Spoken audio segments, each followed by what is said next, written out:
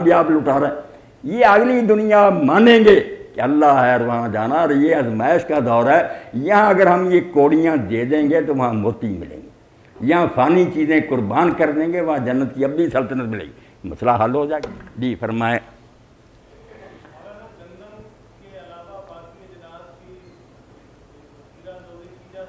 ہاں یہ بھی ڈاکٹر صاحب آپ نے بہت اچھا پوچھا۔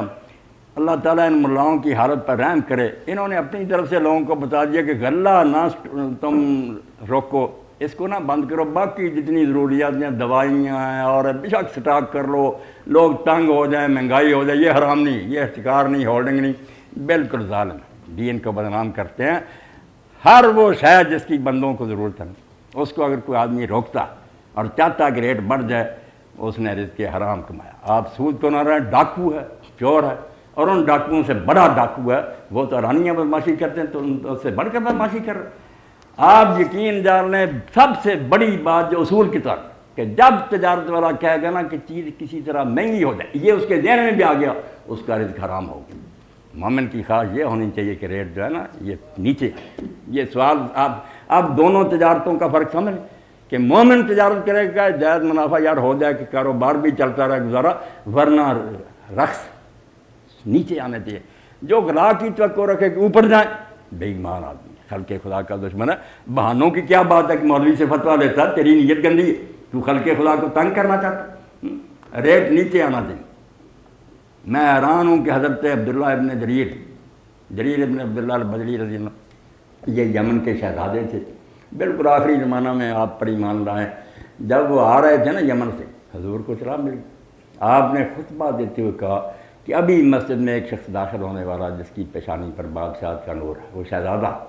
جب آئے آپ نے خطبہ چھوڑ دیا، نیچے کرسی پر بیٹھ کے اس کے ساتھ باتیں کی، اسلام لائے۔ اسلام لاتے وقت حضرت جریر سے صرف 3 اقرار آپ نے دیے کہ نماز باقاعدگی سے ادا کرنا، زکوٰۃ دینی، والنصح لکل مسلم۔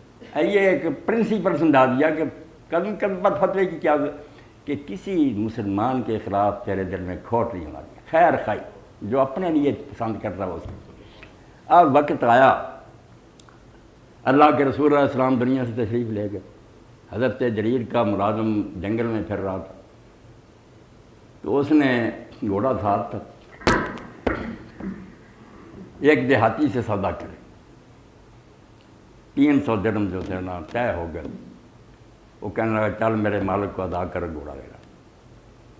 جب وہ لے کر آیا اور آپ کو بتایا کہ 300 میں سودا کر، آپ نے فرمایا کہ بھائی نہیں، بدلو سے میرا گھوڑا اتنے کا نہیں۔ اب اس نے تو سوچا دنیاوی لحاظ سے کہ یہ کچھ اور پیسے تھے، انہوں نے کہا حضرت کچھ اور لے، فرمایا نہیں تجھے غلط سمجھ میں آئی، اس نے پیسے زیادہ لے لیے، کم کرتے گئے۔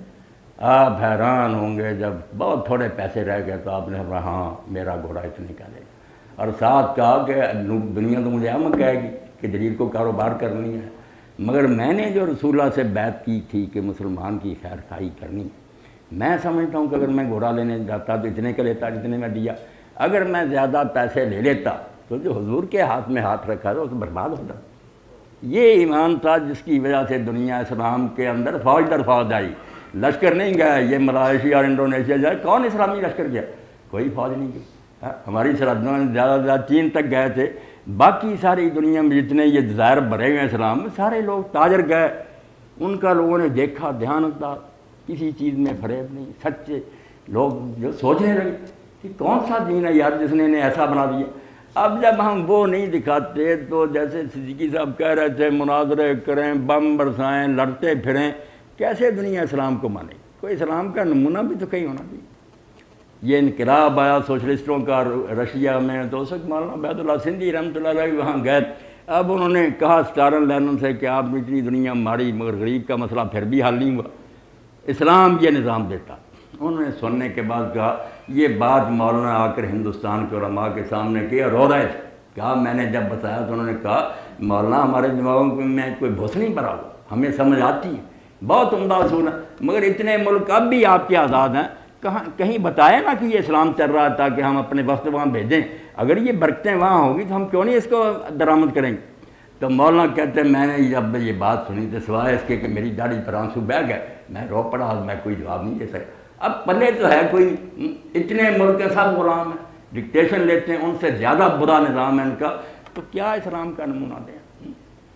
اس کی طرف آتے ہیں علماء آپس میں جھگڑ رہے ہیں، ایک دوسرے کو کافر کہتے ہیں، ان کا یہی کارنامہ دین ہے ملا فیسی اللہ فساد، جلاتے رہو مارتے رہو، وہابی گستاخ ہیں، وہ کہتے ہیں بریلوی مشرک ہیں، وہ کہتے ہیں شیعہ کہتے ہیں، مرو کفار خوش ہے، وہ آگ میں اور ایندھن ڈالو۔ اسلام کا نمونہ پیدا کریں۔ کہاں ہے وہ مسلمان جو نماز کے لیے